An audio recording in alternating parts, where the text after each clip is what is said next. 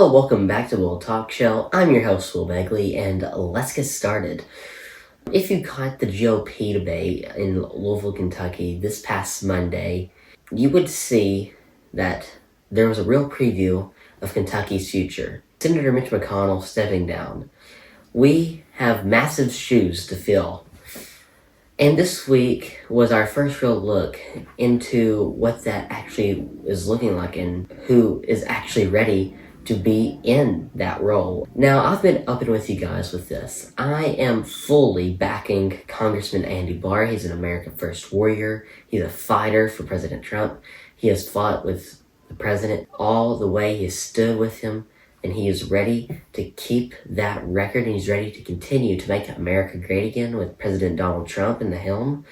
And after watching him on stage alongside Daniel Cameron and Nate Morris, I feel that choice is more confident now than any time before. There's a big difference between having a vision and having an actual legislative experience to execute it. I now want to talk about Nate Morris for a second here. Nate has had some success in his business past, but that doesn't necessarily qualify him to become our next senator. Some of the tactics he used on Monday felt a little beneath the office that he's currently seeking for U.S. Senate. He tried to push the Amnesty Andy label, which doesn't work because, first of all, Andy Barr stood with President Trump 100% of the way on immigration. He's even fought. He hasn't fought anymore. He has fought the Democrats in court over the border wall for President Trump. So it's not just not working, and it doesn't just stick. It's just not true because Andy Barr is pushing for Trump all the way. And it just felt like a talking point designed by a Politico consultant rather than a reflection of Andy's record. Andy handled it with total class, as he handles almost all political issues. And he didn't just ignore it. He pointed out the inconsistencies. He highlighted that while Nate is talking tough on the border now, his own business background tells a different story regarding hiring foreign workers over our own Kentuckian neighbors. It's not just about being mean, it's about being consistent. If you're going to critique someone's record, you need to be able to button it up. Right now, it feels like Nate is still trying to figure out his own platform. Now, we also saw Daniel Cameron up there. We all know Daniel's history in Kentucky, and he certainly has a following. But as I watched all three of them on stage, it felt like there was a gap in readiness. While Daniel is a familiar face in the Kentucky Republican Party, Senate is a completely different arena than the Attorney General's office and what he has done in years past. It's completely different. One thing to have a platform, and it's a completely different other thing to have specific ballot test legislative record Barr brings to the table. In a race that's important, familiarity isn't enough. We need someone who has already in the room making the hard calls on the federal policy. Between Daniel's approach and Nate's slogans, Andy was the one speaking with the authority of someone who actually knows how the gears of the Senate turn. Then there was talk about term limits from specifically Nate Morris. I like to say, and what I personally believe is the best way to use term limits is called the ballot box that we use every 2, 4, or 6 years for somebody. If you don't like the candidate, campaign against them, okay? That's why we have elections for a reason. This isn't a dictatorship. This is a republic. We vote for our leaders, okay? To only serve 2 terms, while that sounds great in a campaign ad, we have to be realistic. We're losing a massive amount of influence with Mitch McConnell, who was with his retirement, and at one point he was the highest ranking member of the Republican Party in the Senate. He was the literal majority of the United States Senate. That is almost as powerful as it gets in our government.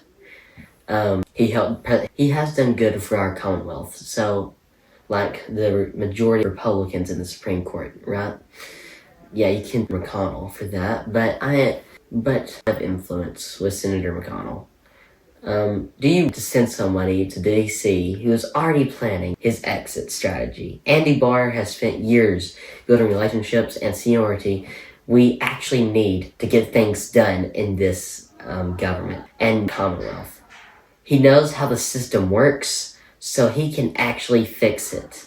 We don't need an amateur who's going to spend his first term learning how the ropes turn. How to actually tie. We need a statesman who can Kentucky's interest from day one.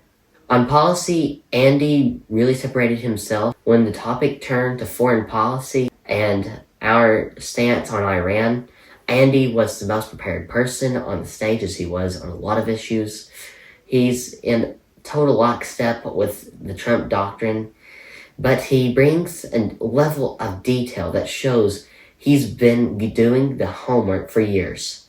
He doesn't need a script to tell him how to keep Kentucky safe and how to keep America safe. He's been voting for those exact policies in the House for years now to make sure that we can make America great again. At the end of the day, Monday night, while Nate Morris is finding his footing and Daniel Cameron is a name we all know. They just aren't at the same level of legislative leadership that Andy Barr showed as the steady, reliable hand we need. One candidate is running on slogans, another is running on past recognition and on a name ID. But Andy Barr is proven track record.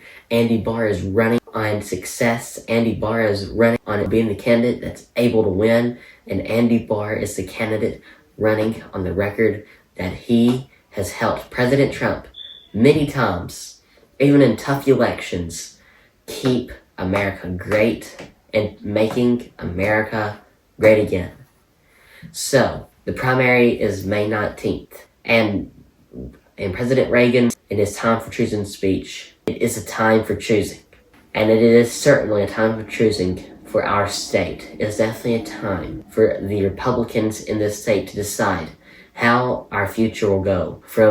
We are going from 40 years of Mitch McConnell's success in some areas, like how he's brought $40 billion in Supreme Court Republican for a decade or two. So we're now moving on from the McConnell era that has also helped Kentucky become Republican, and it is time that we find the new path forward for this state, this Commonwealth.